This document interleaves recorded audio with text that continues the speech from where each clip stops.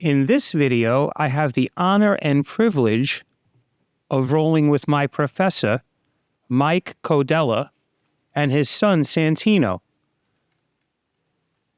As many of you know, my professor, Mike Codella, was training with Renzo Gracie in the late 90s, earned his black belt in the early 2000s, the early aughts, and has been a black belt now as long as I've been training. So he's a fourth-degree black belt. And his son is either a first or second-degree black belt. He's been training and teaching for the last 7 years. He's been a black belt for the last 7 years, and he's been training since he could crawl. So it's always great if you could start earlier, but if your path in life doesn't lead you there, you can always start when you're older. So here I'm trying to do my classic arm drag, and then I switched to the collar choke. I was looking for a loop choke, which is not something I normally do, but something my fundamentals principles told me was there. So here he's trying to disconnect, right? He wants to disconnect. So I want to connect. I want to have 4 points of contact, and he wants to disconnect. So when he disconnects one, I go to another until I can manipulate him into where I want him to go with his jiu-jitsu, if possible. But instead, it looks like I'm getting my guard passed. So there I use the spider guard, and when he put his left hand out to base, normally I try to go for an arm bar there. But his positioning is so good. I always say, a great deal of jiu-jitsu is just your initial structure. If you have a good initial structure, it'll feel like you have this amazing base and you get a lot of compliments, but it's just good structure. You're just putting your body in a structurally sound, skeletally, structurally sound position. And then, of course, muscle movements come from that. So as I've been bloviating, he passed my guard. He's got my lapel there, and here he switches to his north-south. He has a great north-south choke. I know it's coming. I know what he wants to do. But as you could see, he's being very sneaky. He's like almost in side control. And I know I'm trying to get out. I realize there's a problem. I'm pulling him off me. I'm trying everything I can. But with the gi, he's so sticky that I can't squirm out. I can't vibrate out, so to speak. So as you can see, it's getting worse and worse. I think I might even have my hand in there, but again, I don't want to say this is his favorite move because he's like, he has so many different things that he does that I can't even figure out what his game is, but I know for sure he enjoys the north-south choke. And as you could see, as his shoulder is lowering, it's finishing. In no-gi, it's going to look like he has to drop a little bit further to finish it because there's nothing in between. There's not a bunch of potato sack material.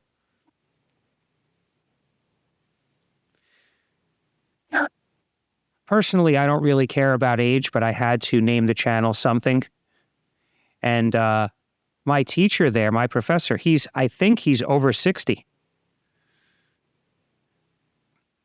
So there I was able to secure, like, you see, I try to do this pass a lot, but my main goal is to get my knee to the waistline, which I was able to do there. And now I'm looking for the Darce, which, in all honesty, the last time I rolled with him, I think it was in no-gi, but I threatened it there as well, so I figured it might be something I could get to here. But the friction of the gi makes it very difficult, and he's defending. So I went to a crossface, and he was able to get half guard back.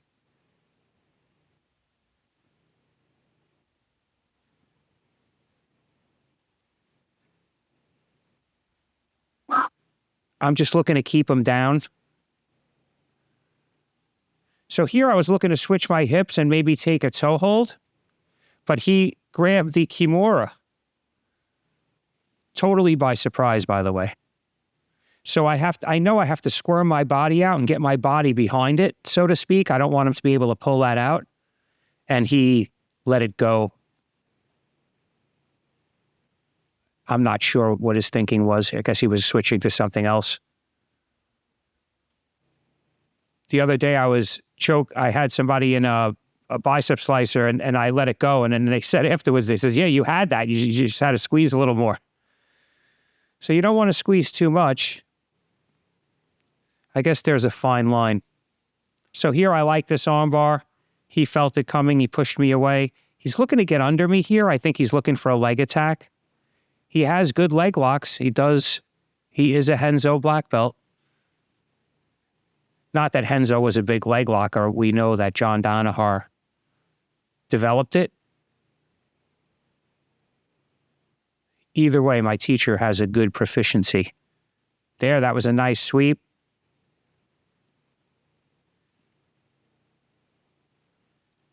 Again, the element of surprise makes things so much easier, especially when you're, in the same ballpark with someone with their jiu-jitsu. You kind of have to surprise them, right? You have to use strength. You have to use speed, or you have no chance at overcoming.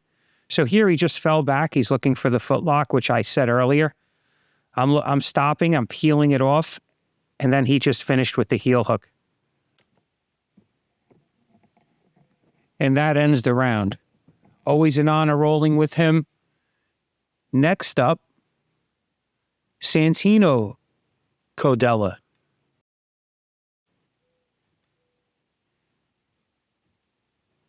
He never could have outfought Santino. What obvious movie references that?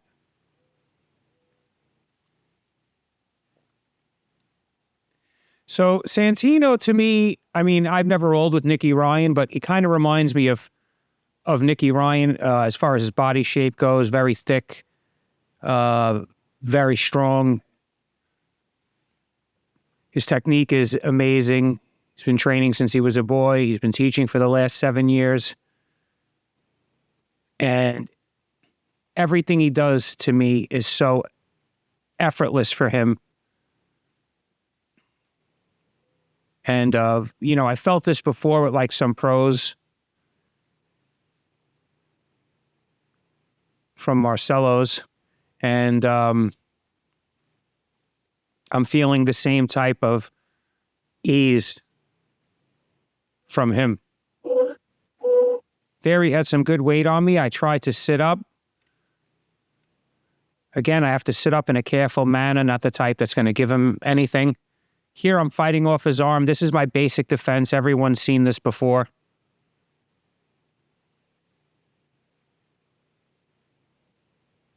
So instead of fighting my defenses, which he might have felt I was defending pretty well from there, he simply pulled me into a different position and he kind of reset the board. He loves a triangle from the top.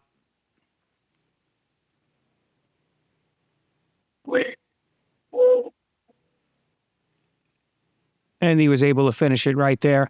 I think he just flexed his thigh or something, but it was so strong. Thighs of steel. So here he just falls back, very relaxed, very casual. Everything he's using, even though he's 26 years old, everything he's using is just technique. He doesn't need his youth. He doesn't need his athleticism. So here he already had my arm trapped. He's really good at that. He's done it to me before. I know it's coming. And if I stop thinking for a second, he gets me. So I could defend it 99.9% of the time. It's that one time I forget about it where he catches me. And that's what makes him so good. So here I'm trying to pass. I'm trying not to get stuck in that triangle arm trap again. He let go of it. He tried to go to the hip bump, which sets other things up. But he kind of fell back. He's being casual. He's able to submit me over and over. The harder I go at him, the more he'll submit me. So there I kicked off the hook and passed, but I'm laughing because in all honesty, I feel like he pretty much let me do that. He didn't put a lot of resistance into it. And he was able to push me off and pull me into a triangle. And what I love about that is just the efficiency. So effective, so efficient. Goes right through whatever I like to do or wherever I am. And it's just an incredible feeling. So here I'm falling back for a guard. He just simply stepped to the one spot, the one position I wasn't defending. And he did it so casual.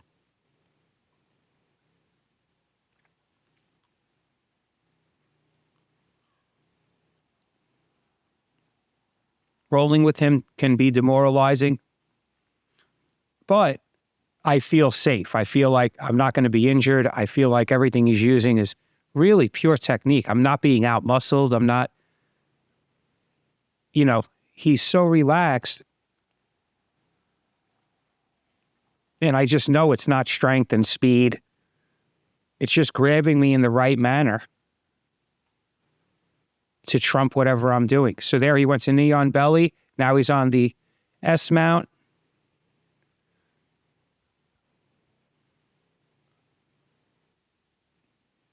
I always let that hand, I'll let people grab that hand because I feel like it doesn't help him that much. So there he tried to take my back. I was able to resist by getting his leg out of the way. And then he just turned me back into side control. So that was actually good on my part. It's the moral victories.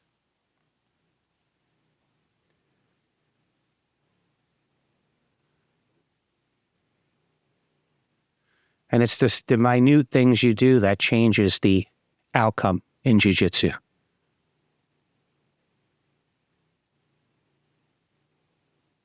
So here he's looking to bring my lapel around. I didn't want him to cross-face me. It's hard to stop, obviously.